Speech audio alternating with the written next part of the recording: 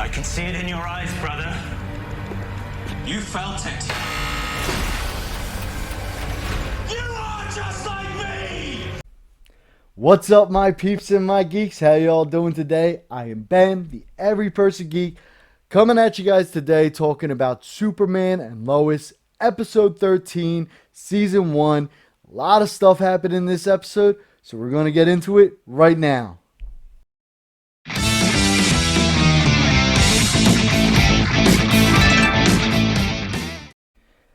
Alright guys, Superman and Lois, episode 13, let's get into talking about it. Alright, so first off, we have several different storylines going on right now. We got Lana and her family, we have the boys, we have Clark, we have Superman, and we have Lois. Alright? And the reason, you'll find out why I say Clark and Superman, separately, okay? So, with Lana and her family, her and Kyle were pushing for Morgan Edge to come into Smallville and stuff like that. And then everything happened with the Kryptonians, and majority of the town is blaming Kyle for being, and Lana for being such outspoken supporters of Morgan Edge. And like in the last episode, there was spray paint on their house telling them to get out of Smallville. Kyle has basically lost his job at the fire department. Lana is unemployed right now too. And in this episode, you saw her talking to Kyle, saying, hey, why don't we go start looking for jobs outside of Smallville? And Kyle, was kind of like, let's move out. You know what I mean? Why should we be here for these people that, will turn their backs on us at the first moment, that something wrong, bad, happens. And Lana was like, well, we got the support of the mayor, he'll clear this up for us, blah, blah, blah. Fast forward to Jordan and Sarah getting detained for trespassing at this lake for ditching school, and Lois and Lana go to the police station. She walks out of the police station, and here she hears the mayor talking to a police officer about how, it was them that, it was their family that brought Morgan Edge in here. I always thought it was a bad idea. You had the situation, where, and we're not even going to wind up mentioning the perks that Lana was probably getting for bringing him in.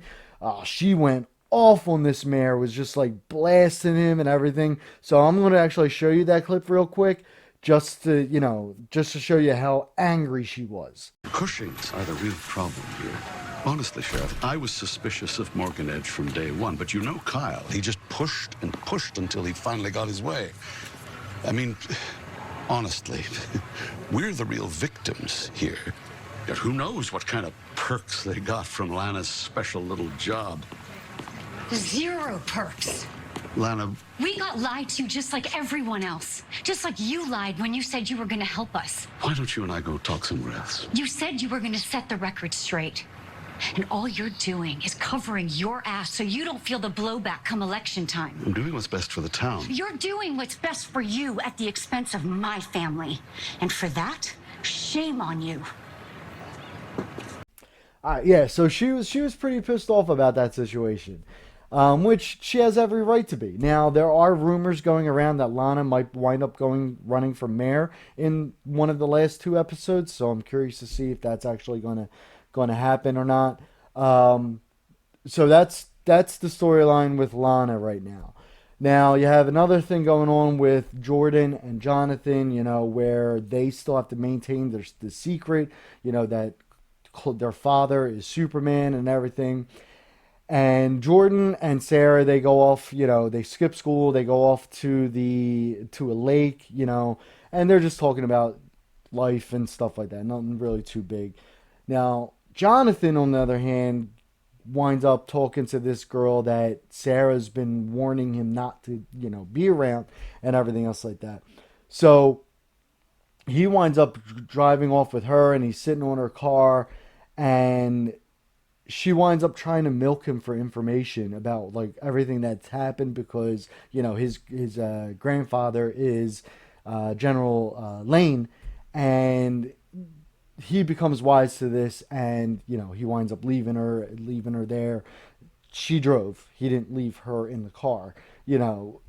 Stranded. He actually just left. I kind of feel bad for Jonathan right now because you got Jordan who has superpowers. His father's Superman. His mother's Lois Lane, and he's Jonathan. He gave up his sports career. He gave up his girlfriend. And he's like, I just feel bad for Jonathan. Now, whether or not they're actually going to give Jonathan powers, we'll definitely have to see. But if they do, I would find that interesting to see how that family dynamic would change and who would be more concentrated on, Jordan or Jonathan at that point. Would Jordan wind up taking the back seat again to Jonathan as he did before? So that's going to be kind of interesting to see that family dynamic play out. But I do feel bad for Jonathan that he's given up a lot of his life for his family, and he just keeps on getting like railroaded left and right. Another storyline that went on in this series, in this episode, was with Lois. Now, Lois has always been known as the journalist. You know what I mean? Always going for the story, always speaking the truth and everything. And in this episode, we see her conflicted by giving the truth. So she knows exactly what's going on because, of course, she's Superman's wife. And her editor is trying to get some type of clarity on what has happened in Smallville. And the editor goes to Lois and asks her, hey, do you know anything? Has your father said anything? Where's the statement that they usually put out? And Lois just keeps on saying, I don't know. And the editor's like, Lois, are you lying to me right now? And Lois can't say yes or no, and the editor just like goes off on her, and she's like, you're supposed to be this champion of truth, and now you're defending the man. I think you should just leave, and that's what's going on right here in this clip right at the end, for you guys to see the outcome of that situation. You're totally lying. Chrissy, it's not what you think. Lois Lane is protecting the DOD. You're supposed to be on the side of the people, not the man. I thought we were in this together. Chrissy, Lois, if you can't tell me the truth, then maybe you should leave. So you have Lois, with that confliction, whether or not she can be the journalist and the wife to Superman. So at the end of the episode, she actually decides to take the written statement that her father, General Lane, came out with, and decided to give it to the editor for her to write it up, because Lois acknowledges the fact that she cannot be objective in this current story. So she gives it to her editor to write, and so the truth can come out. Well, the truth that that they're trying to say. Okay, so that's what that comes in. So that was, Lois's story in this episode. Next one is Clark. Now, let's start off with Superman first. Superman himself is going through a conflict within himself, okay, because of what had happened in episode 12 with him being almost taken over by Zod. So General Lane tells him that they're going to get rid of 4311 or whatever that thing is that spells hell or whatever, and they're going to get rid of all the kryptonite weapons, the bioweapons, everything that they're just going to get rid of it all, destroy it and stuff like that. And Superman winds up thinking, you know what, don't do it. We need a safeguard for me if anything was to ever happen. If anything like this was to ever happen again, we need a safeguard to protect this world against me. So being concerned, General Lane winded up calling up Lois and telling her about it, and she winds up getting home, finding out that that Jonathan skipped school and was home there with Clark. And I gotta say, this part, I'm gonna show you guys the clip of it in a second, but this has to be the best example of mom sense I've ever seen in my life, because she came in hot, angry at Clark that he wanted to keep those weapons and stuff like that. And Jonathan is sitting there, and she finds out that he skipped school and everything, so she tells him to go upstairs. And watch the greatness of this mom sense right here. Go upstairs. I will deal with you later. We can talk about him after we talk about what I want to talk about. You told my dad to keep 7734? I did. I should have talked to you first. Jonathan, upstairs. So yeah, there you go. That I mean, like I said, it was pretty funny. So they both sit down, and Clark's trying to explain to her that even though it was Zod, that unleashed his for close to 40 years, he's always had to have control over his powers. And when he didn't have that control anymore, even though it was Zod, he still felt the unleashing the freedom of not having to hold himself back anymore, and he liked it. And Lois tries to explain, oh, it was just because of it was Zod's feelings, but he was like, it still felt like I can, that I enjoyed it. So that's why he wanted those safeguards and everything, and stuff like that. So, and the greatest thing about that part was when Clark was talking about him having to watch his powers and having to control his powers all the time. I mean, this show has been giving me such a great representation of Superman that I haven't seen in a long time. I mean, you have Clark, who has been, Clark, and Superman, and just the vulnerability that talk showed with Clark being concerned about his powers and everything else. That was remarkable. You know what I mean? It was such a good scene that they did, and it was well written and everything. So I'm going to show you that scene just real quick. It's going to be a little bit chopped up a little bit, just so I'm still going to get a copyright claim, but it's not going to be as bad as the copyright strike. So just take a look at this, and just see the emotion behind it, of him wanting to seeing the vulnerability that he feels, the fact that he wants to protect this world against all threats, even himself. I have been controlling my powers every second of every day for almost 40 years. But when Zod took over, for the first time, I felt what it was like to let go.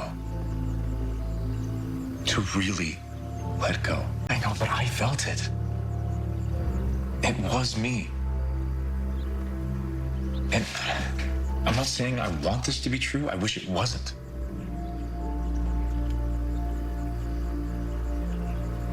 But it felt good. It felt really, really good. And that feeling worries me. If there is even the slightest chance that I could be manipulated again with that desire to let go. The world needs a way to stop me. So there you go. And like I said, this show has been doing such a good job with Superman and Clark and the family. I think at first I thought they were going too much into the sons, and Jordan was a little bit more of a crybaby and stuff like that. But the more and more that the show's been playing out, the better and better it's been getting. I mean, this show is like phenomenal. The last story that we have, which I did not mention, is what's going on with Tal Rho, Morgan Edge. He, in the last episode, and I said this in my last video, he basically absorbed the Eradicator device when he was shooting it with his heat vision. And he has been hearing the voices, as you see in this still frame here. He's been hearing the voices, and they've been slowly taking over him and everything. And he had this big talk, as you saw in the beginning of the video. He's had this big talk with Clark, saying that he's just like him and everything. And you see backflashes of him, when he was growing up in his Fortress of Solitude, talking with his father, not being able to see his mother's crystal, his father saying that this is the only way. And then when Superman made his appearance, he was angry with his father that the father didn't tell him that Superman existed, and the father was saying, "Oh, don't worry about him. You need to continue with your mission." And he was like, "No, there's another way," because supposedly the mission that Tal Rho was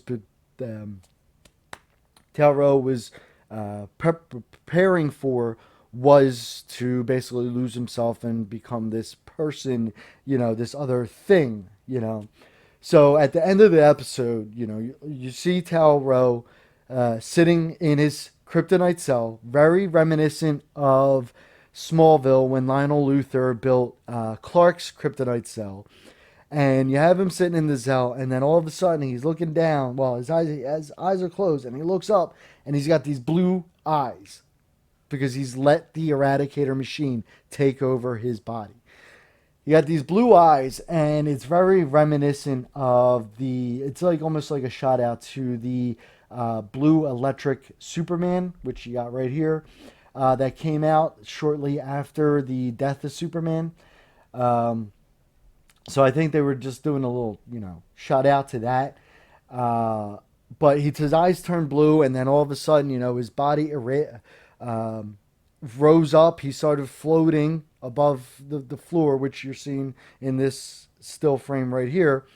And he lets out this power pulse, and it blows out the cell. It blows out the military that was around them and everything. And it's like, holy s, not even kryptonite's affecting this guy right now. What the hell? So he slowly floats out of the cell and boom, right out the ceiling, flies right out of the ceiling. And Superman comes, what's his name? General Lane hits the Superman call button. He shows up, tries to search for Tal Rho, can't find him. And at the very end of the episode, we get this scene right here. You had one mission and veered from it because you're weak. You shall not veer from it any longer. Now go and complete what you were sent here to do. Come the Eradicator! Come the Eradicator! Or know that you are the sole reason Krypton was lost. The Eradicator is coming! So we got the Eradicator going to be coming in season 1 of Superman and Lois. What do you know? The Eradicator is going to be here, guys. That's crazy, right? So this is a character that's never been in live action. I don't believe it's even been in the animated movies, because I think with the animated movies they did the cyborg Superman instead of the Eradicator. So this is going to be really interesting to see. I want to see how they're going to do these last 2 episodes of this season. Now there is one clip in the next episode where Lois, or it might be in the next 2 episodes, where Lois is holding Clark crying. I'm dying to see what's going on with that. And guys, we don't have to wait much longer because the new episode is coming out August 10th. Next Tuesday, August 10th. The new episode is coming out, so I cannot wait to see that. I am so looking forward to it. Guys, this show has been incredible so far. They have done Superman justice. I'm sitting here right now thinking to myself that this show is almost right up there with Smallville. If it keeps on getting better and better, and next season proves to be even better, yeah, it's going to blow. It's going to be right equal with Smallville, in my opinion. This show has been so good so far. You guys, if you guys aren't watching it, you guys definitely got to tune into it and watch it and just be there with it, because it's really good. And if you guys need to catch up on it, I don't know if they have all episodes on the CW app or your cable providers on demand, but definitely check it out. Definitely get into this show, especially if you're a Superman fan. I know a lot of you guys out there are diehard Superman fans, and you love your Christopher Reeve, or you're a Henry Cavill fan, and you're not too impressed with the look of Tyler Hollachin. Man, I got to learn how to say his name. But he's really doing an excellent job being Clark, being Superman. You guys got to tune into this show. You really do. Guys, but seriously, that's it for now. Thank you for watching. Check out some of my other videos. Check out my video that I did on the Michael B. Jordan, Val Zod HBO Max live series that's coming out, live action series that's coming out, that he's actually doing with his production company. Check out the video that I did about Masters of the Universe. Check out the video that I did about the Spider-Man Silk live action Amazon Prime live action that's going to be coming out. That was all jumbled up in my head. Check out my video about Harley Quinn, the animated series on HBO Max, Harley Quinn. Guys, you got to check that one out. That one's hilarious. It's right up there with Batman animated, the animated series. So check those videos out. And guys, as always, thank you for watching. May the odds ever be in your favor. Good luck to you guys, and I'll see you in my next video. Thank you.